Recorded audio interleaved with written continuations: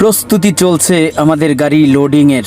100 ton ক্রেনের body কিভাবে গাড়ির উপরে চালিয়ে উঠে সেটা দেখার জন্য অপেক্ষা করুন। কিছুক্ষণের ভিতরে গাড়ির উপরে উঠে যাবে। কিন্তু এই সমস্ত ক্রেনগুলি প্রায় 55 টনের মতন ওজন হয়। গাড়ির উপর উঠতে খুবই গাড়ির রিস্ক, মানে গাড়ির অনেক ক্ষতি হয়ে যায়। কারণ বুঝেনি তো, একটা জিনিস আলগিয়ে গাড়ির উপরে রাখা আর একটা জিনিস চালিয়ে ওঠা স্বাভাবিক, এটা বেশ কম আছে। তো সেক্ষেত্রে যখন চালায় ওঠে ওই পিছন সাইড বডির বন্দানে মানে যদি একটা গাছ দেওয়া যায় তাহলে সমস্যা না। তো আমি গাছটা দিয়ে দিয়েছি।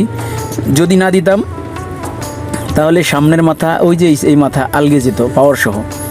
সেক্ষেত্রে আস্তে ধীরে দক্ষতার সাথে ড্রাইভারটি অনেক দক্ষতা, যাই হোক উপরে উঠতেছিল না, এখানে এসে আবার ঘুরিয়ে ফেললো, ওয়েটটা একটু সামনের দিকে দিল।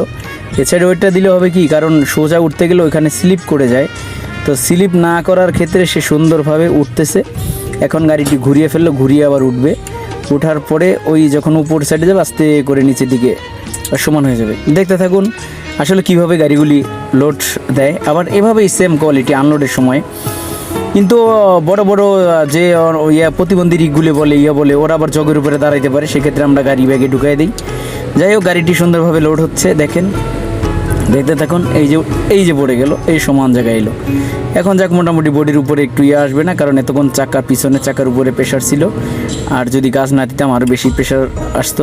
সে আমার গাড়িটি লোড হয়েই গেল। আসলে এই সমস্ত মাল যখন গাড়ির উপরে উঠাই তখন অনেকটা রিস্ক হয়ে যায়।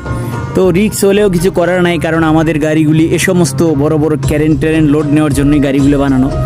এই গাড়িটি লোড হয়েছে আসলে 100 টন চেন ক্রেনের বডি। তো পিছনে গাছ দেওয়াতে যা অনেকটা ক্ষতি হয় নাই। তো আল্লাহ করি ইনশাল্লাহ অবশেষে 22 দিন বসে থাকার পরে গাড়িটি লোড হলো, আলহামদুলিল্লাহ।